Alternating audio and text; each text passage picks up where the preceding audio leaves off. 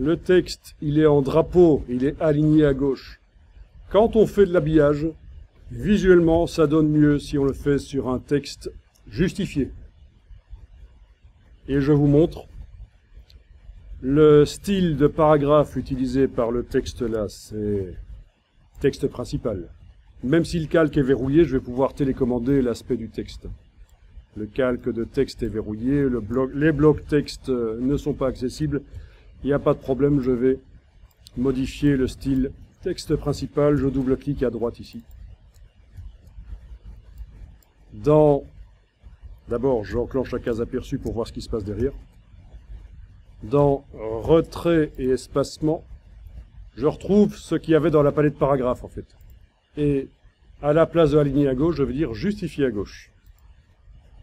Ça veut dire que toutes les lignes collent de chaque côté de la colonne, sauf la dernière qui est alignée à gauche. C'est pour ça qu'on appelle ça justifier à gauche. Ça pourrait pas être bizarre parce que... Mais ça parle de la dernière ligne, le à gauche dans ce cas-là. Et vous voyez que pour arriver à coller le texte de chaque côté de la colonne, InDesign fait varier l'espacement entre les mots. Et c'est pas génial du tout. L'astuce, elle est là. Je retourne dans le style texte principal. Vous avez ici justification. Et dans justification, dans le style, vous trouvez les réglages de justification. Et c'est simple, il suffit de les modifier et ne vous cassez pas la tête. On va donner de la souplesse. On va dire que InDesign, pour faire coller les lignes de chaque côté de la colonne, il peut jouer non seulement sur l'espace entre les mots, mais aussi sur l'espace entre les caractères. On va juste indiquer ici 15. Non, il veut moins 15, bien sûr. Moins 15 en minimum interlettrage et 15 en maximum interlettrage. Et déjà ça va aider. Ça va aider les choses. Touche tabulation pour valider ce que j'ai mis là-dedans. Voilà.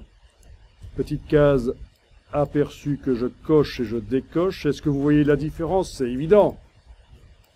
Beaucoup moins d'espace entre les mots. Une meilleure justification. Alors oui, c'est vrai qu'il y a certains mots qui s'étendent et d'autres qui se tassent. Bon, ce serait peut-être pas mal de faire aussi ceci. 90, 110 pour l'échelle des glyphes, comme ça les lettres vont pouvoir s'élargir ou s'étroitiser. Ça va peut-être aider. Oui, je pense que là, ça va aller un peu mieux. Après, rien ne vous interdit de modifier vous-même l'espace minimum et maximum de l'intermot, l'espace minimum maximum de l'interlettre et la mise à échelle maximum et minimum de la largeur du caractère. En fonction de la police choisie, la dimension de la police, la largeur de la colonne, vous faites le réglage qui vous convient visuellement. C'est facile. Et franchement, pour du texte avec de l'habillage, ou même sans habillage d'ailleurs, ça fait plus professionnel d'avoir le texte qui colle de chaque côté de la colonne. Il n'est pas génial là. Ah oui, il y a quelque chose qui manque là peut-être. Il n'y a aucun mot coupé. Il n'y a aucun mot coupé, c'est pas bien ça. C'est pour ça que c'est un peu moche. Donc dans les styles de paragraphes, je vais autoriser que les mots se coupent. Donc on est toujours dans le texte principal.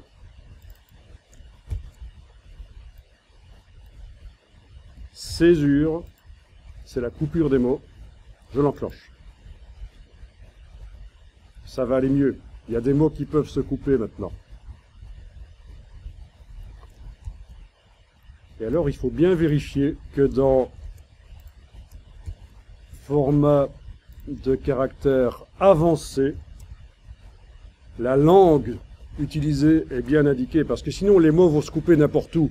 Parce qu'il y a un dictionnaire de césure qui indique où les mots français doivent se couper pour que ce soit correct.